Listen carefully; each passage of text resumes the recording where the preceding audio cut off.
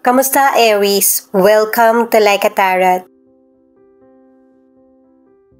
Gamit itong personalized cards, alamin natin kung ano ang message or situation ng person mo or ng relasyon nyo.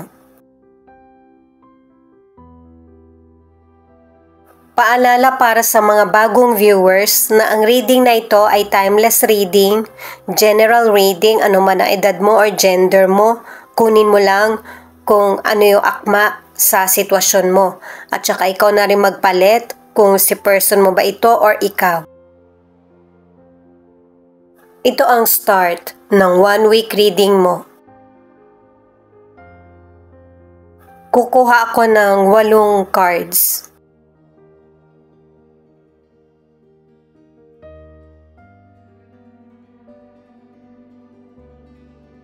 Happy na ako ngayon. Sana happy ka na din.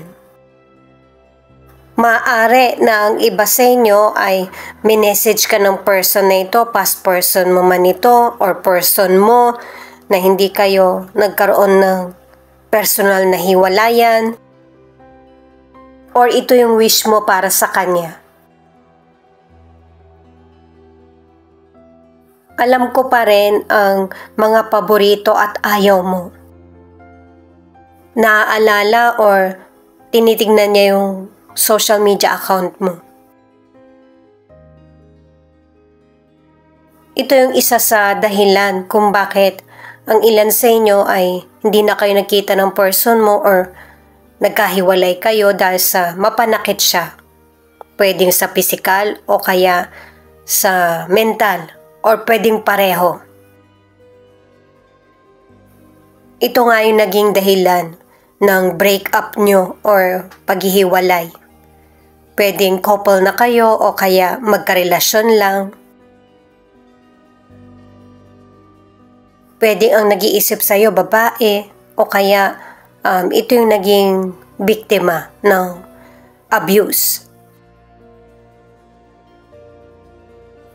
Kaya ito yung naiisip ng person na ito dahil sa namimiss ka niya. Masyado nang late ang reaction ng person na ito. Kasi ikaw, hinahayaan mo na siya pero siya, namimiss ka niya, naaalala ka. Gusto niyang patawarin mo siya at saka mahal ka pa rin niya. Forgive me, I love you. Yung pagpapatawad, pwede naman yan pero yung pagmamahal, yun yung mahirap. At para hindi ka na mawala sa kanya, magpo-propose siya sa iyo or mangangako na maaaring hindi niya nagawa sa nakaraan. May ilan na couple na talaga kayo ng person mo. Yun bang ikinasal na or mag-asawa? Pero may kanya-kanya ng buhay. Gamit ang tarot cards, alamin natin kung ano ang pagbabagong nangyayari sa buhay mo.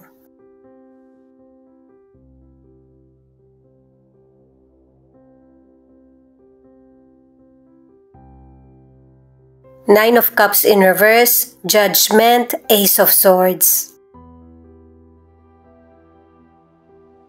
Pwedeng ikaw ito or ang person mo na meron ng changes na open para sa iyo. Yun nga lang, hindi mo tinatanggap yung posibilidad or chances kasi meron pang hindi natapos sa past. Pero pinapakita ng mga cards na kailangan mo nang tanggapin or yakapin yung mga dumarating na pagkakataon sa iyo.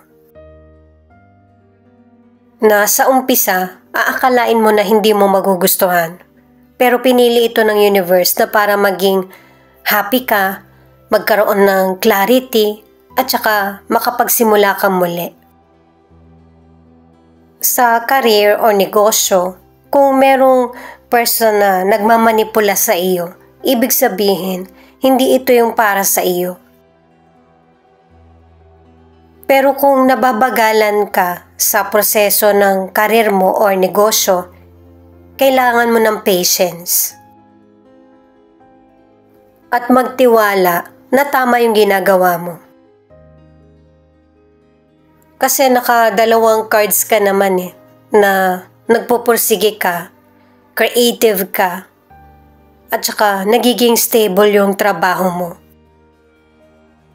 Mapapahalagahan din yung effort mo. Para sa ilang single, bumalik man yung past person mo, hindi mo na siya tatanggapin or wala ka ng love na natitira sa kanya. Ang ilan sa relasyon, nagkaroon kayo ng problema ng person mo na halos nagkahiwalay or munti ka na nagkahiwalay. At saka may ilan sa relasyon na yung katotohanan ang naging dahilan para maresolbahan kung ano ang dapat na adjustment sa relasyon. Seven of Swords, Ace of Wands, The Magician. Sa mga cards na ito ay nagkakaroon ka na ng clarity. Hindi mo na hinahayaan na linlangin ka pa ng iba or ng person mo. May ilang Aries na kahit sumusugal ka sa love o kaya sa career o negosyo, nag-oobserba ka pa rin. Kasi may ilan na naku-curious ka kung bakit ganito yung pakitungo sa'yo ng kapwa mo or ng person. Sa financial, nakadalawang cards ka na pabor sa'yo yung kapalaran. May mga opportunities kasi na darating sa buhay mo na magpapaunlad sa'yo or mapaparami mo pa yung financial na meron ka or kita. Ang pag-ingatan mo lang yung mga taong pinapahiram mo. Ang ilan naman ay nagiging maingat ka sa paggastos kasi meron kang mas malaking pagkakagastusan. Pwedeng pagpapaayos sa bahay mo o kaya pagtatayo ng negosyo or yung mapalawak mo yung negosyo mo. Maghinay-hinay sa paggastos kahit na malaki yung pinagkakakitaan mo. Ilaan mo ito sa makikinabang ka or ang family mo sa future. Para sa ilang single, may mga person kang nire-reject. Matagal ka ring naghintay na dumating itong potential person. Dahil sa kanya mo naramdaman yung love, sa kanya magtatagal yung next na relasyon mo. Ang ilan sa inyo meron ka nang napusuan pero dumating itong person, nagbago yung isip mo. Ang ilan sa relationship, kung nagdududa ka sa person mo, sabihin mo sa kanya ng diretso, naka-3 cards ka na. Hindi pwedeng clueless yung person mo kung bakit nagbabago yung pakitungo mo sa kanya. Kasi naka-4 na cards ka na masusolusyonan yung problems nyo ng person mo. Pero kailangan na maging aware kayo pareho sa totoong nangyayari sa relasyon nyo. Kahit na mahirap man itong sabihin sa person mo. Lalo na kung merong gumugulo sa isip mo. Naka-3 cards ka na para sa bagong simula at saka may enjoy nyong muli. Dahil sa nalaman mo na kung ano yung katotohanan. 9 of Wands, The Strength, Page of Pentacles. Itong mga cards naman na ito ang nagsasabi na kahit na clueless ka sa kung ano yung mangyayari sa buhay mo, magpatuloy ka pa rin kasi magtatagumpay ka. May mga Aries na magiging matatag ka na sa mga desisyon mo at poprotektahan mo din kung ano yung nararapat para sa iyo or sa family. Gusto mo kasing makamit na yung tagumpay mo sa buhay. Sa present, unti-unti pa lang yung pag-a-apply mo ng pagbabago sa buhay mo. Pero dito sa future, ay talagang desidido ka na. Ang ilan sa inyo sa kalusugan, healthy naman talaga yung kalusugan mo. Ang iwasan mo lang yung stress at saka yung sobrang pag-aalala. Naapektuhan kasi yung kalusugan mo kapag ka negative yung kaisipan. At saka mareresolbahan naman yung mga health issues mo base sa cards. Lalo na kung ipapriority mo ito. Para sa ilang single, may potential person kang nagugustuhan pero hindi magpapatalo sa iyo yung ibang person na nagkakagusto rin sa kanya. Pero hindi naman ibig sabihin mag-give up ka na dun sa person. At i-focus na lang yung sarili sa career or negosyo.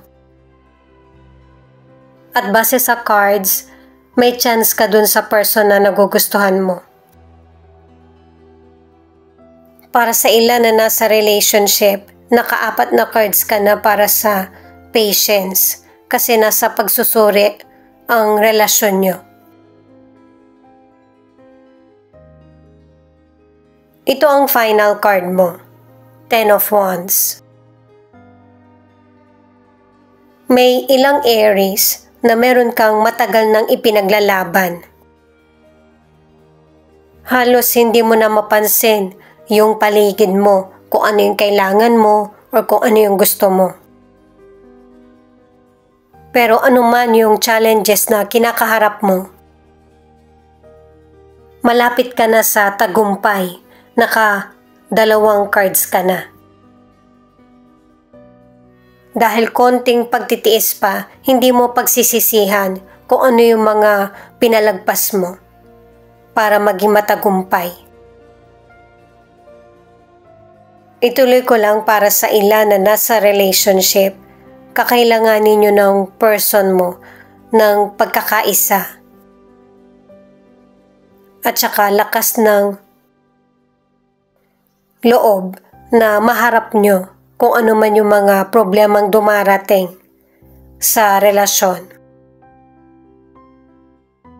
At pakiramdam ng ilan sa inyo na nagsisimula kayong muli ng person mo.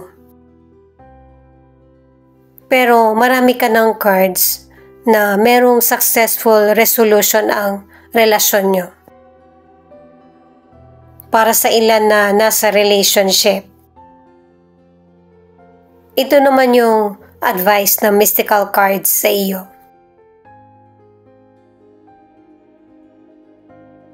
Itong card na ito ang nagsasabi na may mga pagbabagong nangyayari sa buhay mo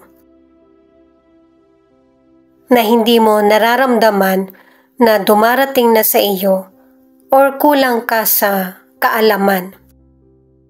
Pero kapag dumating na ito, merong person na makakapuna na siyang mag-guide sa iyo. Naka-2 cards ka na para sa observation na tingnan mo itong maigi or suriin at saka husgahan ng makatwiran para mas marami kang tamang desisyon na gagawin.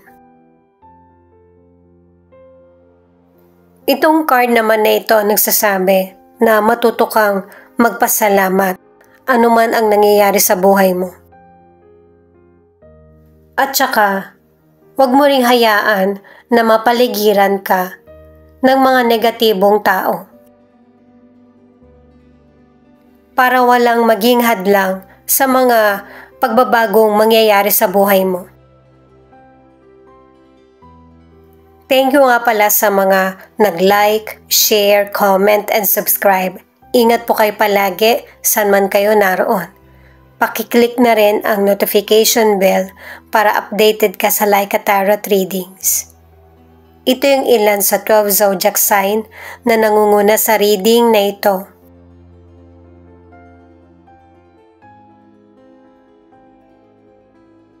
Aquarius, Taurus, Cancer, Capricorn, Sagittarius, at Aries. Ito naman yung mga letra na posibleng andito yung letra ng pangalan ng person mo o letra ng pangalan mo. B-U-F, N-Y-Z, D-G-L.